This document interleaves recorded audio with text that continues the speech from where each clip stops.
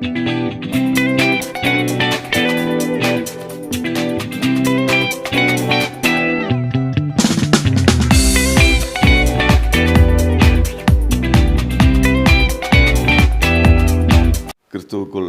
பிரியமானவர்களே, ஆண்டவராகிய இயேசு கிறிஸ்துவின் இனிதான நாமத்தில் புத்தாண்டு நல்வாழ்த்துக்களை நான் தெரிவித்துக் கொள்ளுகிறேன். இந்த நாள் உங்களோடு கூட நான் இடைபடும்படியாக ஆண்டவர் கொடுத்த பெரிய கிருபைக்காக நான் முதலாவது உங்கள் வாழ்த்துதலின் தோற்றத்தை நான் தெரிவித்துக் கொள்ளுகிறேன். இந்த உலகத்தில் எத்தனையோ அதிசயங்கள் உண்டு, 7 அதிசயங்கள் உண்டு இல்லையா? ஆமாம், அதெல்லாம் மனிதன் தன்னுடைய ஞானத்தினால் உருவாக்கப்பட்ட காரியம். அதே வேளையில் உலகத்தில் ஆண்டவர் செஞ்ச அதிசயத்தை நீங்கள் பார்ப்பீங்கன்னா அசந்து போயிடுவீங்க. ஆமாம், நம்ம வேதத்தில் எல்லாமே சொல்லப்பட்டிருக்குது. என்ன சொல்லப்பட்டிருக்குது? இந்த உலகத்தை ஆண்டவர் உருவாக்குனது ஒரு அதிசயம்.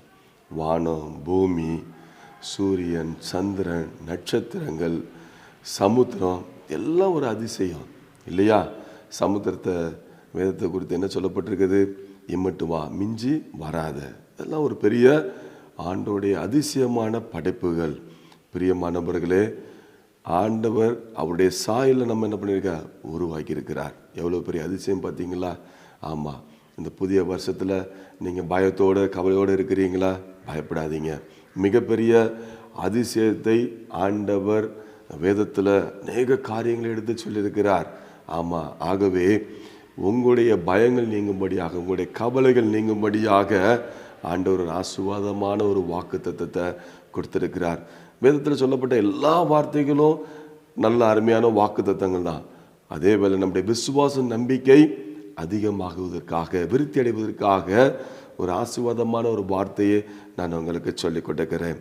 மீகா தீர்க்கதரிசி எழுதின புத்தகத்தில் 7வது அதிகாரம் 15வது வசனம், உன்னை அதிசயங்களை காண பண்ணுவேன். ஆம் பிரியமானவர்களே, ஆண்டவர் உங்களுடைய வாழ்க்கையில் அதிசயத்தை காண செய்ய போகிறார். அதிசயம்னா அது என்ன கேட்டிங்கன்னா, சிறப்பான காரியத்தை உங்களுடைய வாழ்க்கையில் ஆண்டவர் மகிமையாக இந்த ஆண்டு செய்ய போகிறார். கடந்த ஆண்டு நீங்கள் நினைத்த காரியங்கள் நடக்காமல் இருந்திருக்கலாம், உங்களுடைய எண்ணங்கள் வாய்க்காமல் போயிருக்கலாம். இந்த நாளில், இந்த வருஷத்தில் சிறப்பாக உங்களுக்கு வேண்டி எல்லாவற்றையும் செய்து தருவேன்னு ஆண்டவர் பண்ணுறார், வாக்குத்தத்தம் கொடுக்கிறார். நீங்கள் விசுவாசிக்கிறீங்களா? நிச்சயமாக. ஆண்டவரே, நீங்கள் உலகத்தில் எவ்வளோ அதிசயங்களை செய்திருக்கிறீங்க, இந்த உலகத்தை அதிசயமாக படைத்திருக்கிறீங்க, அதிசயமான தேவன் எங்கள் கூட நீங்கள் இருக்கிறீங்க என்று சொல்லி மனம் திரும்பி உள்ளத்தை ஒப்பு கொடுக்கும் பொழுது ஆண்டவர் உங்களோட கூட என்ன பண்ணுவார்? நிச்சயமாக அவர் வாசம் செய்கிறவர் மாத்திரமல்ல, உங்களை அதிசயங்களை காண பண்ணுகிற அருமையான ஆண்டவர். ஆம் பிரியமானவர்களே, உங்கள் துக்கம் சந்தோஷமாய் மாறும். கவலைப்படாதீங்க.